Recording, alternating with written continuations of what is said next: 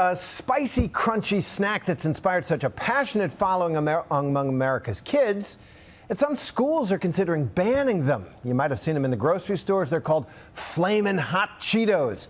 And the movement to turn them into lunchroom contraband, that's part of the growing concern over how much salt kids are eating and the serious health problems that could result. ABC's Lindsay Davis brings us inside this controversy.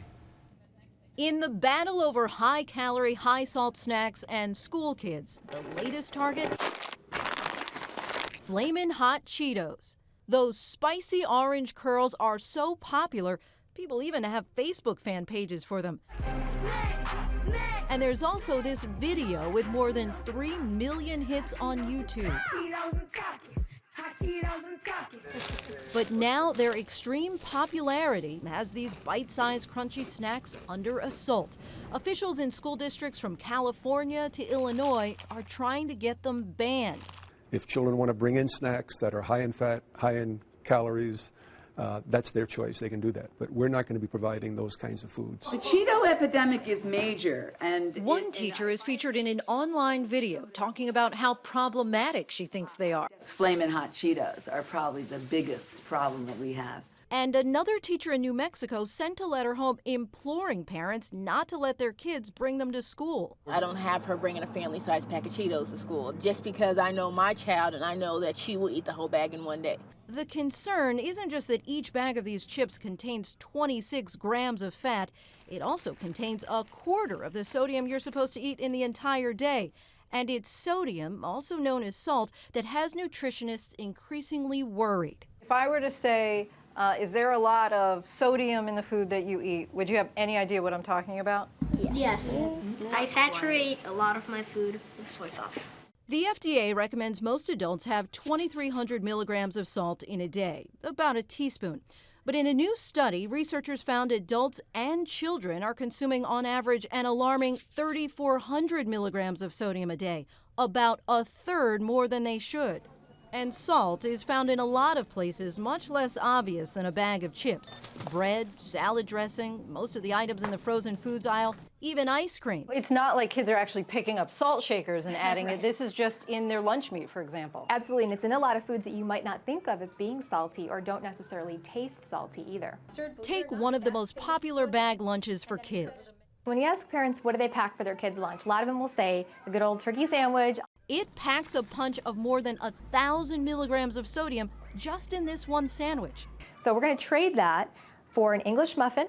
That is already going to cut the sodium significantly from the white bread. We're going to swap out the deli meat for just a chicken breast that's been grilled or baked.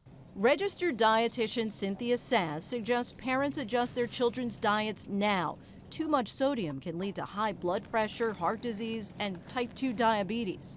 And then instead of that mayo, we're going to go with mustard. Believe it or not, that saves sodium. A lot of sodium. The turkey sandwich has 65% more than this chicken sandwich. But will the kids eat it? These are looking so good. Does this look better than the school cafeteria food? Yes. We put a panel of kids at this YMCA in New York City to a taste test. On the red plate, the higher salt turkey sandwich. On the blue plate, the lower salt chicken sandwich. This is so good. A lot better than the peanut butter honey. You like that? Yeah, it's actually what Yeah, I I'll get request that too. Subway.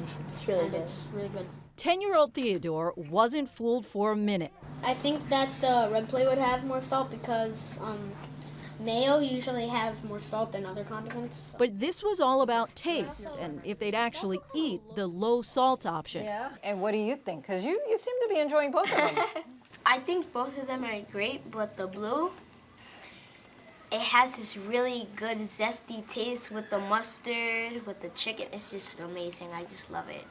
Everybody who liked the red one better, raise your hand. 3. Everybody who liked the blue one better, raise your hand. Faith is abstaining. Okay, wait. All right, so we have 3 to 3. You like the blue one better. All right, so it's a tie. With the group split over which lunch they liked better, we moved on to some of their favorite snacks, like Cheetos.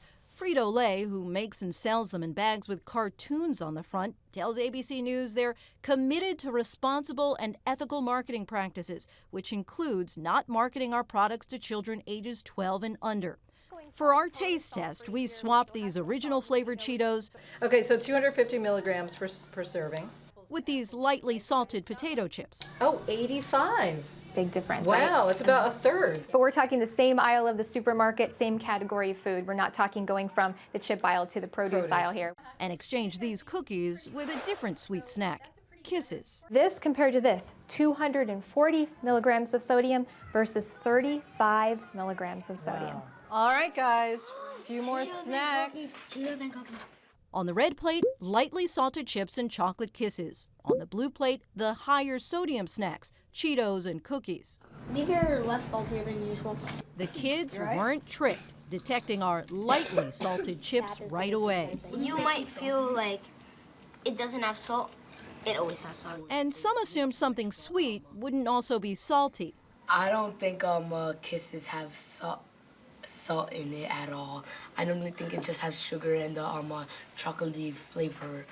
But in the end, when it came to the sandwich or snack, sometimes they actually preferred the reduced salt option. Since I love chocolate, I love everything here, so I'm in love with it. For Nightline, I'm Lindsay Davis in New York.